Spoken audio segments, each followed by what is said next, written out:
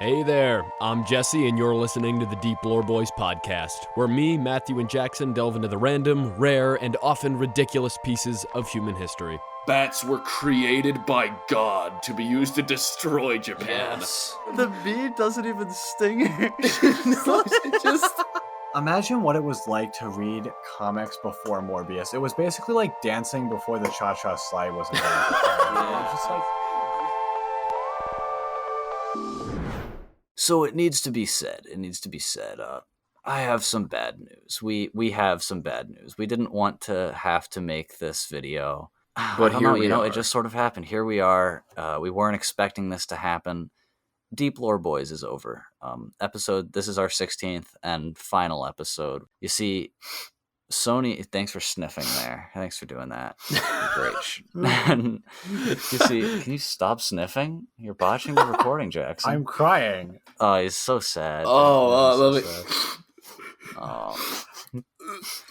Guys, Sony has released Morbius the Vampire, a film so inconceivably flawless in every aspect. Not only is it affecting the entirety of the film industry, but it's now affecting YouTube content. Morbius has single-handedly brought down our podcast. Yeah, Morbius, there is no more deep lore. Even if there was more lore to discuss outside of Morbius, it wouldn't matter because no one would care. Yeah, Just- there's nothing. No. I don't need more lore. All I need is more BS. Okay, but to be fair, I'm gonna break the Morb wall here for a minute.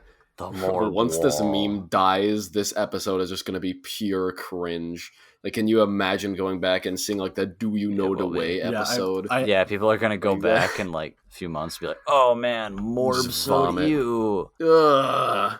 Honestly, we should never discuss this again after like we're done making the episode. Just like we never talk about this again. It's still on our Never YouTube channel, touch just Morbius never again. Yeah, we Like, should just never even consider Morbius. Who's Morbius? Huh? What? I don't even know a Morbius. So, Morbius is a vampire. But you know who else seems to be a vampire? Petar Blagojevic. I don't know anything about him, but you told me that he was a vampire. So, I want to kind of just state the obvious here. This is Morbisode. Okay, this is a Morb episode. We're talking about Morbius funny, as you do, right? Mm-hmm. But kind of the issue with this as to why I don't just want to read these stories and say, guys, he's like goofy Morbius, vampire. is because this is a well-documented case of somebody who did reportedly die. And then after that, several other people died either brutally or through other mysterious circumstances. And then, obviously, as you do, you call him a vampire because it's, like that.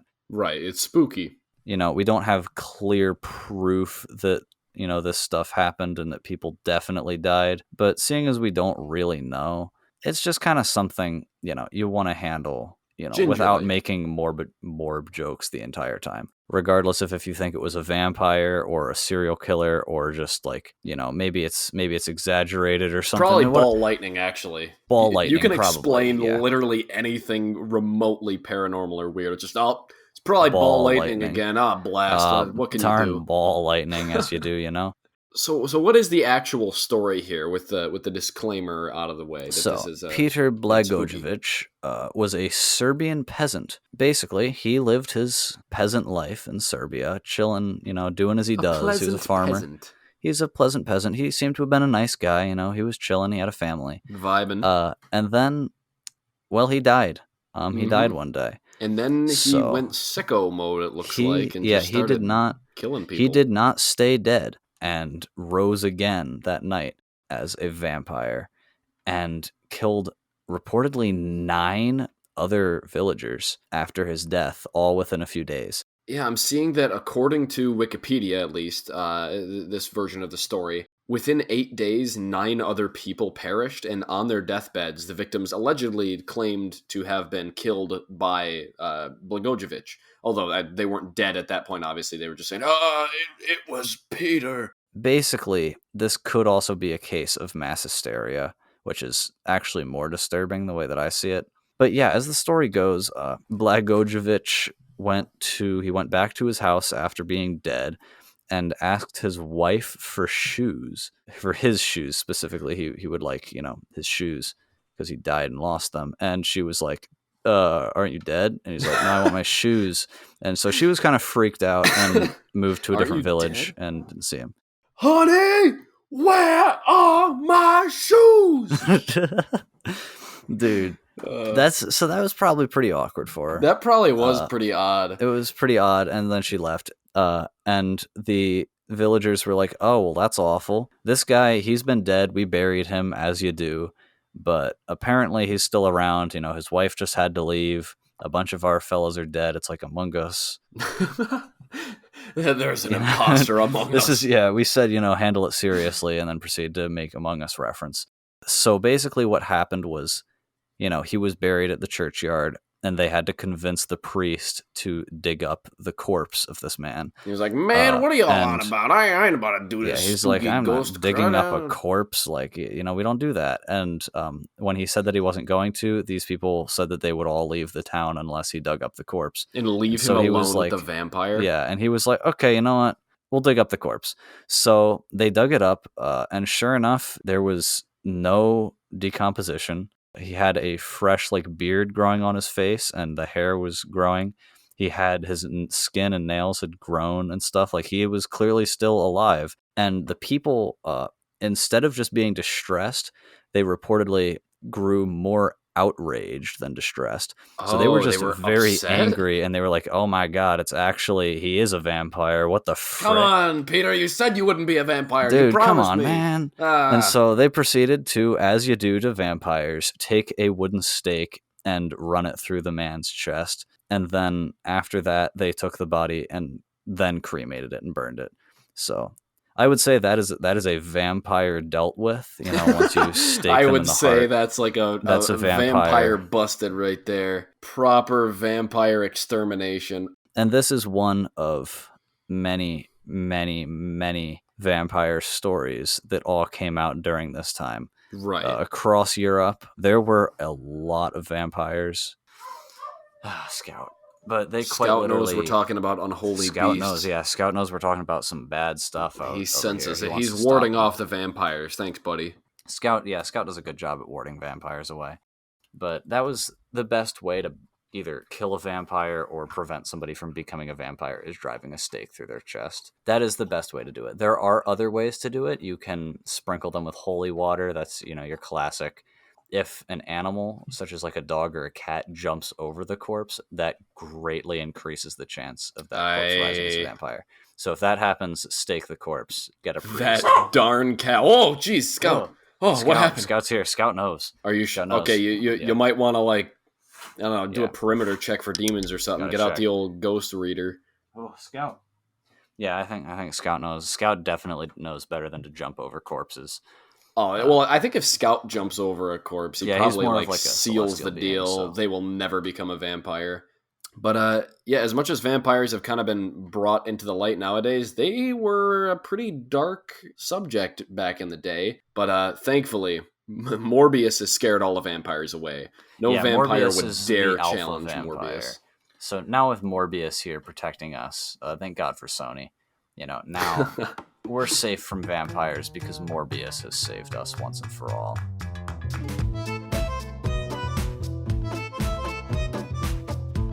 For those of you who don't know, the backstory on Morbius, he has an alcoholic father, and his father ends up dying of alcoholism when he's very young, 11 or 12 years old. Oh, poor Morb. And he ends up having to move into his this house in the country with this young boy who's 12.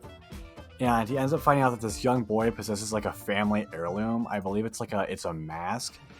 And when he puts on the mask, he turns into a vampire. But then he goes crazy and kills the boy's dog, and the boy gets really mad. Is this Joe Jorbius? Joe Jorbius. No, this is Joe Jorbius's Morbid Adventure? No way. This is Morbius. This is Joe Jorbius's Morbid Adventure.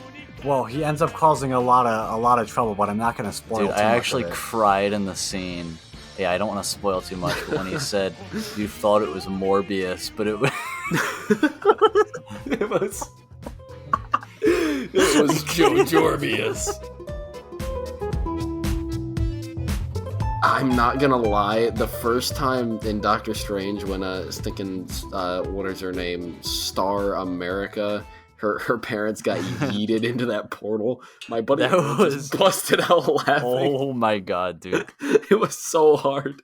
That was the goofiest scene I have ever seen It was really... in a film. It was terrible. Something about the animation, just the way that they just flopped just off screen. He just like looped into a portal. Okay, well now we gotta watch it. Yeah, you gotta watch it. You gotta get a live reaction. I haven't even clicked on it. No, Jackson. Oh my god! You just hit the download button. You please. I'm not full screening this. Why does her eyes have to go like Super Saiyan? I don't know. It's just so dumb. Oh, it's so goofy looking. The bee doesn't even sting her. No, it just... Were they aware she had that power before then? No. She literally does like the Goku Super Saiyan power-up thing. She does. So Dude, I just love the idea. You have freaking just these two women with their daughter just walking through the woods and enjoying a nice stroll down the path. A bee lands on your daughter and they're like, oh, frick, nah. She just goes Super Saiyan. And then yeets you into another dimension. What's funny is that the bee was fine. Nothing happened to the bee. The bee just flies away. The bee is completely the bee untouched. Gets off scot-free. I just love the idea of this. You're walking through the woods, life is good, and then your daughter goes Super Saiyan and sends you through a portal. Well, this is technically the thing is, Jerry Seinfeld in the Bee Movie was actually responsible for the death of America's parents in Doctor Strange 2. There is that. Yeah, I mean, it's kind of funny. Dang, I didn't make that connection.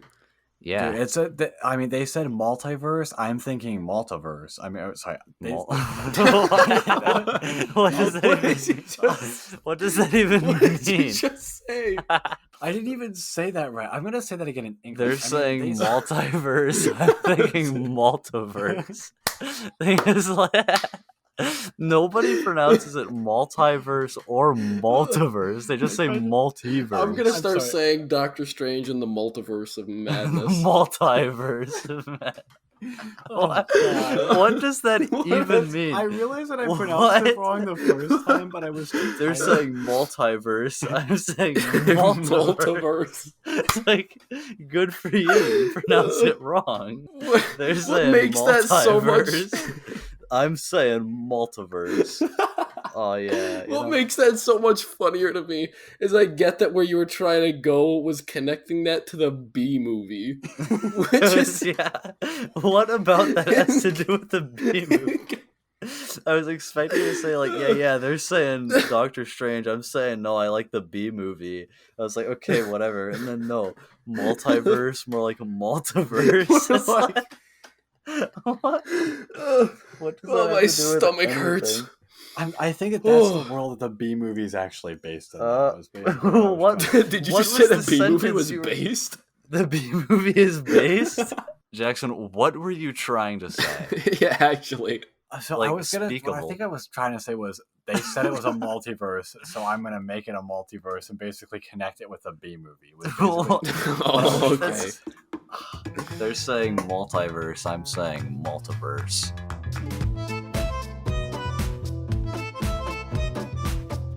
I still can't get over I've seen Doctor Strange Multiverse of Madness, seen that twice now. Yeah, and I still can't take it seriously. It sounds like when you look through like the 50s and 60s, mainly 60s, and you see like a Godzilla movie, and it's like Godzilla versus the Giga Beast 2. And you're just kind of like, what? This was a movie that came out? This was a film? I guess on the topic of Godzilla and maybe dropping bombs in Japan, I kind of want to go into... What? Wait a second here.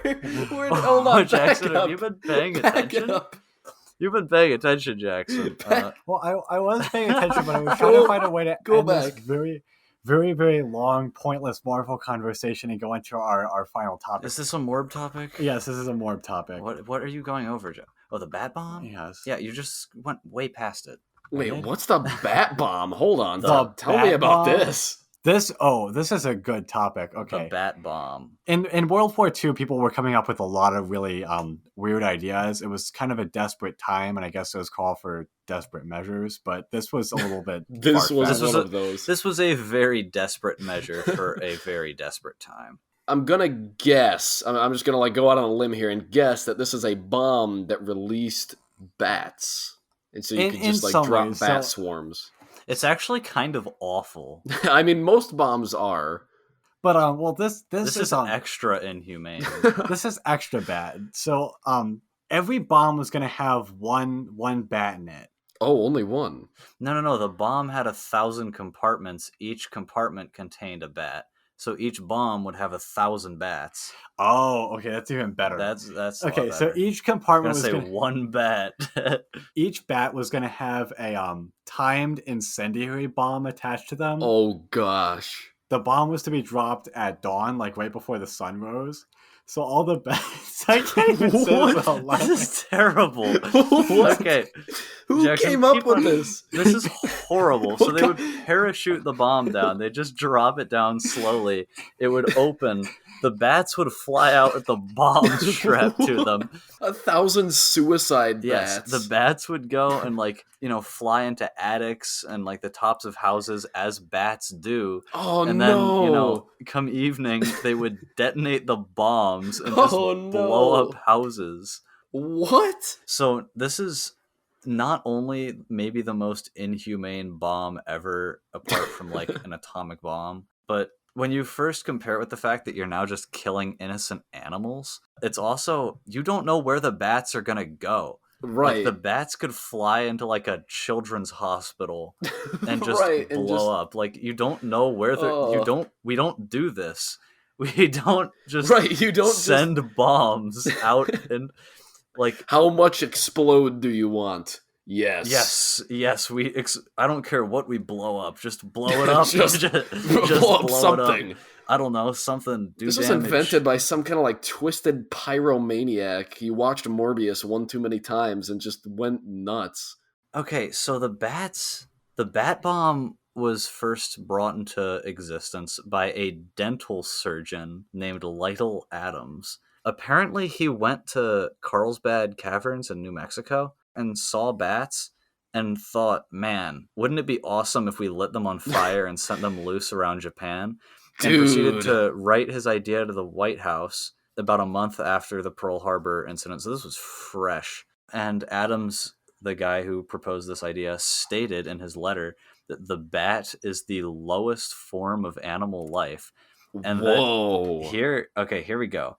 Until now, reasons for its creation have remained unexplained. So up until now, bats have just been worthless. And here's what I really like. He went on to say that bats were created by God to await this hour to play their part in the scheme of free human existence. What? And to frustrate any attempt of those who dare desecrate our way of life. So this man believes that God made bats thousands of years before for the sole As a purpose biological of a bat weapon. bomb. Yes. Roosevelt, when asked about this, said, "This man is not a nut. It sounds like a perfectly Are you wild sure? idea, but is worth looking into." Are you sure? I imagine this as a scenario where like Roosevelt had gotten like 7 letters from this guy about like bat bomb blueprints, and then eventually one day the guy just like crawled through the window of the White House and was like, hey, did you get my letters? Okay, so I'm thinking here, give me a sheet of paper, give me a pencil. So I'm thinking, if we strap the bombs on like this. The funniest part about this whole thing to me, because you're right, it is kind of like really inhumane at the same time, but I find it so funny that this man, he not only was just this random dentist who saw bats and thought like, yo, what if We those should set exploded? them on fire. Right. Not only Yeah. that, but he went full like chosen one mode and was like, no, bats were created by God to be used to destroy Japan. Yes. Thing is, like, this idea is almost comical, but then you realize like people actually looked into this and was like, "This is No, here's really the thing. serious." Like, Not only did people look into it, they did it. They made a bat bomb. Oh, and did it this ever worked. actually happen? It happened. had it in the So the idea came from the Carlsbad Caverns, and then for some reason they just went to the Carlsbad Army Airfield Auxiliary Air Base. That's a lot. And they basically went there near Carlsbad, and they had a bat bomb, and they released the bats by accident.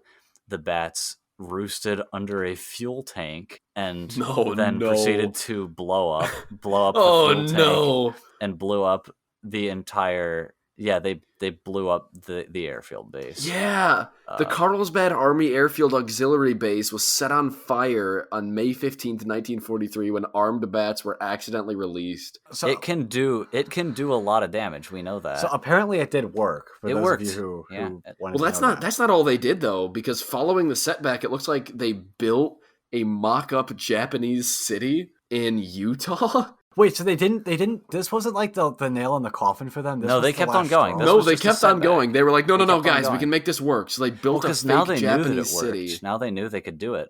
And so they renamed it Project X-Ray. So yeah, they made a whole fake Japanese village. And then they did it again. They set bats loose there. Then they proceeded to burn down the Japanese village.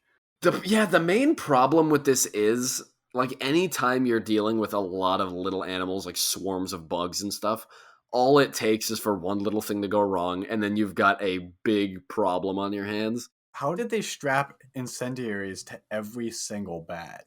I guess you'd have to do it by hand. It must have been I like to think they have the bat assembly line, and they just take each bat. A conveyor belt. Oh my gosh, hold on. This is going to be a callback for a very small amount of people, I'm thinking, but y'all remember Hero Factory? Yeah. What if it was like that? We build heroes. Straps bomb to bat's chest. Dude. The amount of pop culture references that have been in this episode are just unreal. Like, there's been quite a few. I made a Bionicle reference earlier. I'm not sure if it will have made it into the podcast, but I'm comparing the awakening of one bat in the bat bomb storage facility to like the bull rock. Because once you awake one, it's over. So this is actually kind of tragic. I do just want to state this, is that the guy who made it said, and this is actually true, that if we had just used a bat bomb instead of an atomic bomb, a lot less people would have died if we had just used bat bombs. But do you think Japan would have surrendered because of a bat bomb? Maybe. Like, oh no, the bats! Oh, it's the wrath of God! Jeez! God, we surrender. So this is why Jack Churchill wanted the war to go on? Yeah, he wanted he wanted to see the bat bomb. Yeah, he wanted to see the Morbius bomb in full force. I mean, that is a good point, though. Like, if you think about it, a bat bomb is a lot more humane than an atomic bomb. It's still nothing to be, like, praised. Yeah, I mean, a bomb's a bomb. Awful. It's a bomb. At this point, you're burning 1,000 bats as well. But at least... No, you're burning more billion bats. Yeah, you're burning a more billion bats. You'd have to drop more than one bomb. You'd have to drop Morbius bat. But this is like the perfect difference between Americans and British. Is like the British are like, what happens if we build like a special type of ice with sawdust and build an aircraft carrier out of it so that it's like more resistant to bombs? And America is like, what if we strap a bunch of incendiaries to bats and blow them up in the middle of like a Japanese village? Like, yeah, it's like the most redneck hillbilly idea. I'm a little like afraid that this idea is out there. Like, the general public can know about this. You know, somewhere if there's like a redneck gang war, this bat bombs will be used at some point. I can't say it's a bad idea, but it is like a come on. Yeah, there's a lot more humane methods than an A-bomb that don't involve burning animals with it. Yeah. So.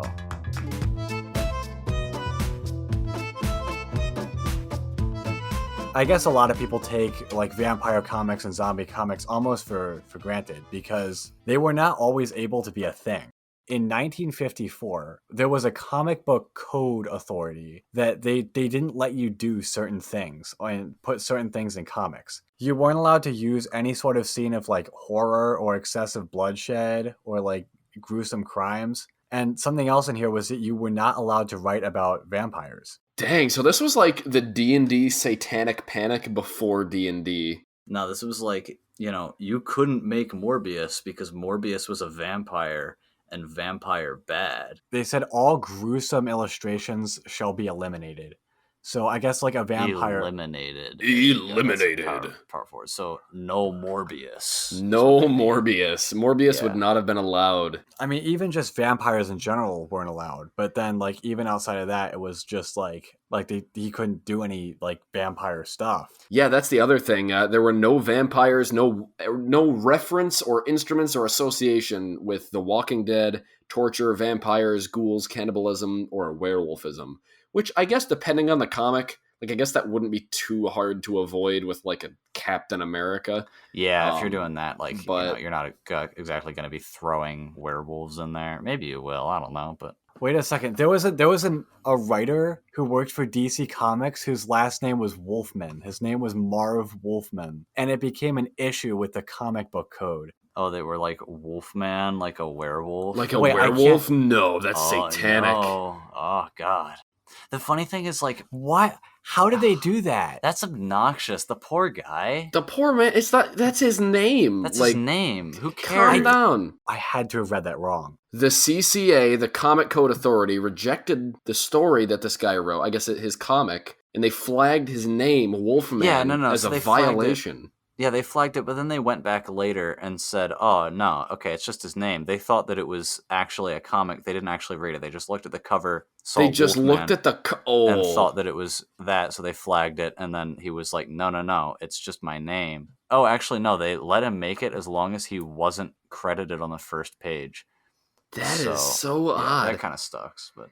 Well, Spider-Man is actually what beat the comic code. Is he? Yeah, so in 1971, the United States Department of Health and Education, they talked to Stan Lee about like basically making a story anti-drugs. And he chose to write a 3-part Spider-Man series about the dangers of drugs. And then he got into a lot of trouble with the Comic Book Authority. Yeah, so he actually has an entire quote thing here that they just slapped straight in the Wikipedia article talking about it.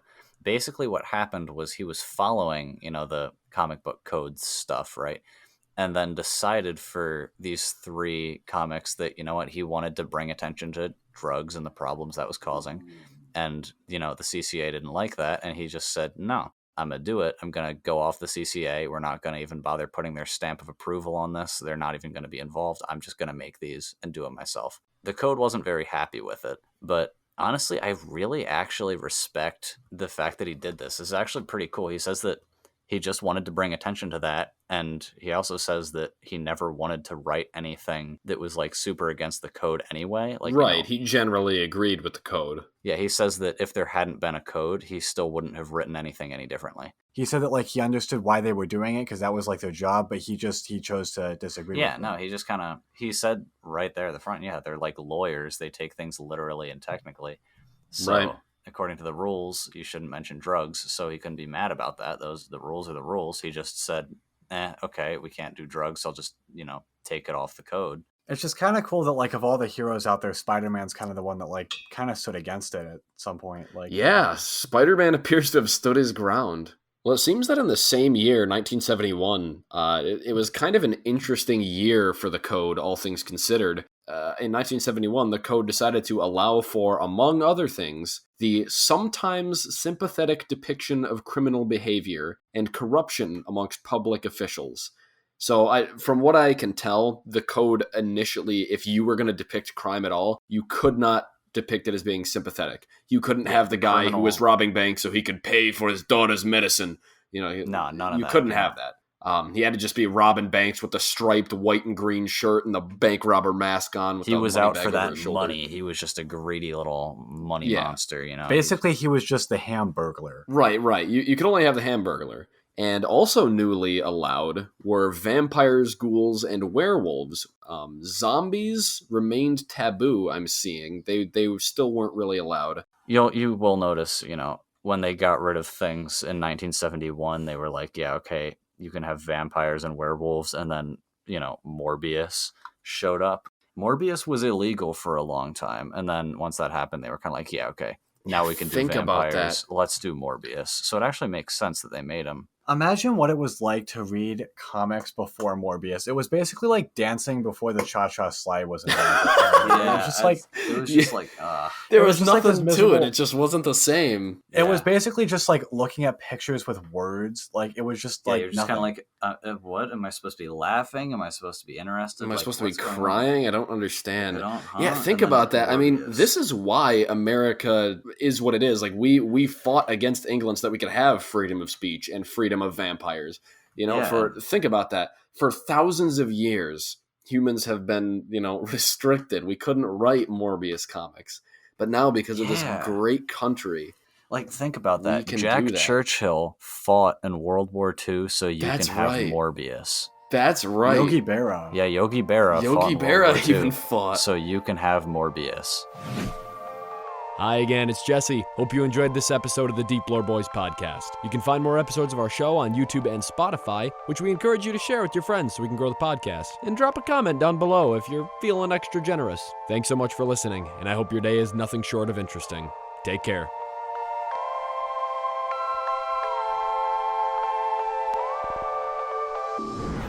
I'm going to go post that one on Twitter.com.